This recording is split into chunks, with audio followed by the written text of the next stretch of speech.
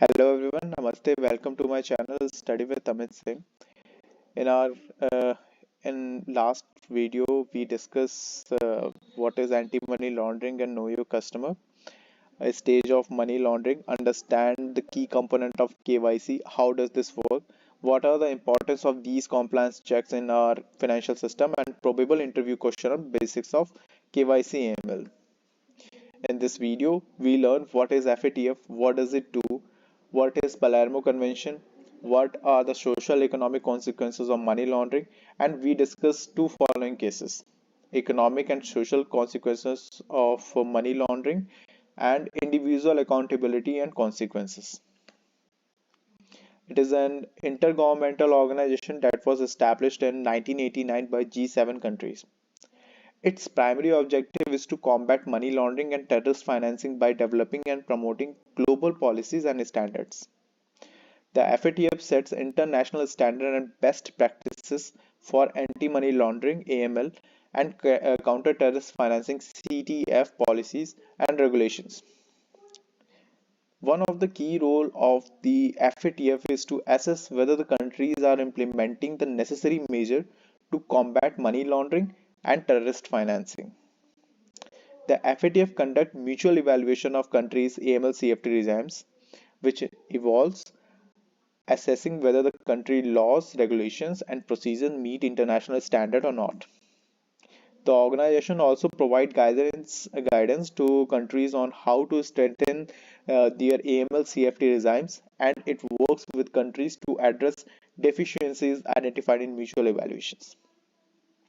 FATF is the last topic, so I'll cover this topic in separate video and about its all recommendation on money laundering and terrorist financing. Let's discuss Palermo Convention. The United Nations 2000 Convention against the Transactional Organized Crime, also known as the Palermo Convention. So, according to the Palermo Convention, money laundering is the conversion or transfer of property knowing it is derived from a criminal offense for the purpose of concealing or disguising or illicit origin or of assisting any person who is involved in the commission of the crime to evade legal consequences of his or her action. The second one, the concealment or disguise of the true nature, source, location, disposition, moment, or right with respect to or ownership of property, knowing that it is derived from a criminal offense. The acquisition, possession, or use of property knowing at the time of its receipt that it was derived from a criminal offense or from the participation in the crime. India joined on 12 December 2002 with Palermo Convention, uh, and it came into force on 29 September 2003. According to the mayor of Palermo, the convention was the first international convention to fight transnational organized crime, traffic of human beings, and terrorism. Let's discuss the economic and social consequences of money laundering. Money laundering is a result of any crime that generates profit for the criminals involved. It knows no boundaries and jurisdiction in which there are weak, ineffective, or inadequate anti-money laundering or CFT legislation and regulation are most vulnerable.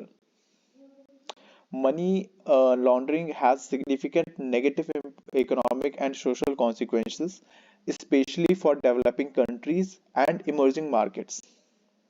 Increased exposure to organized crime and corruption, undermining the legitimate private sector, weakening financial organization, dampening effect of foreign investment, loss of control or mistaken decision regarding economic policies, economic distortion and instability, loss of tax revenue, risk of privatization effort, reputation risk for the country, risk of international sanctions, social cost, reputational risk, operational risk, legal risk, concentration risk. So these are the social and economic money laundering consequences. All right, so let's discuss the case one for economic and social consequences of money laundering. In 2017, in Minneapolis, Minnesota, US 21 people were indicated on sex trafficking and money laundering charges. The organized crime group OCG allegedly trafficked women from Thailand to cities across the US for sexual exploitation. OCG dealt primarily in cash and conducted a sophisticated international money laundering to promote, redistribute, or conceal illegal profits. Funnel accounts were used to launder and route cash from cities across the US to money launder in Los Angeles. A funnel account is a money laundering method that exploits branch network of a financial institution. It involves depositing illegal funds into an account at one geographic location and giving criminal immediate access to the money via withdrawal in different geographic locations.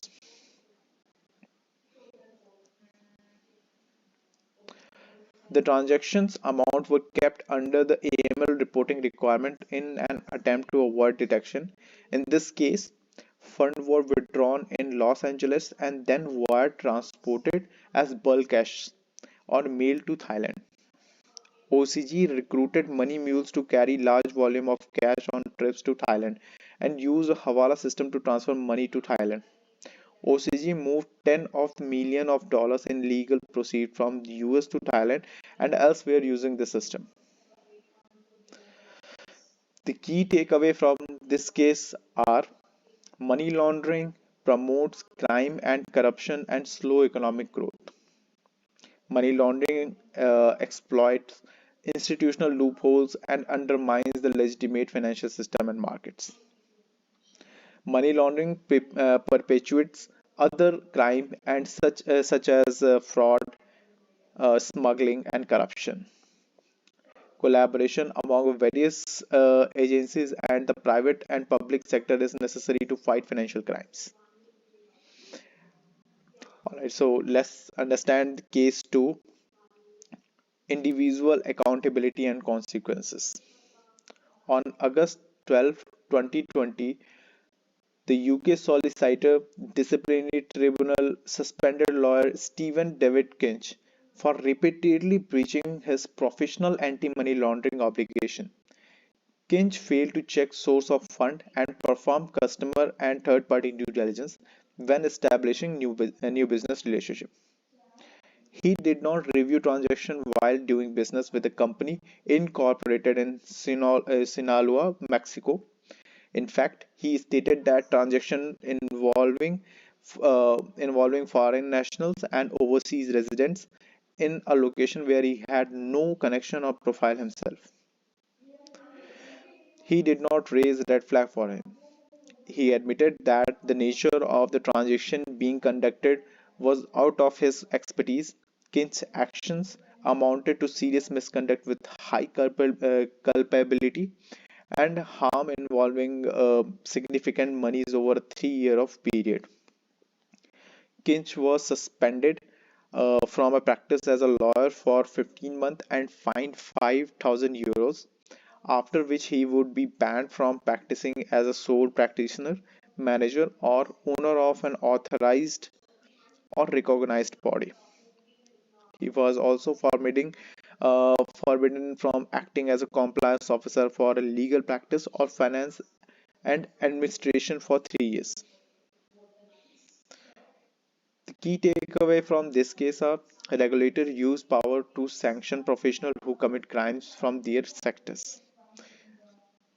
Criminal court can impose a range of sanction against guilty professionals, including prosecution and imprisonment. Accountability for money laundering offenses in a professional capacity can have a devastating financial, personal, and reputational consequences for an individual. So that's all from my side. Thank you for watching. Please comment if you want me to cover any relevant specific area. I have mentioned my other videos and link in description box, LinkedIn profile link if you want me to connect over social media. If you like the video, please hit the like button. In my next video, I'll discuss more topic on case studies on KYC and KYC AML. This is my new channel, so please don't forget to hit that like, subscribe button and ring the notification bell so you don't miss an update. Thank you. Have a nice day.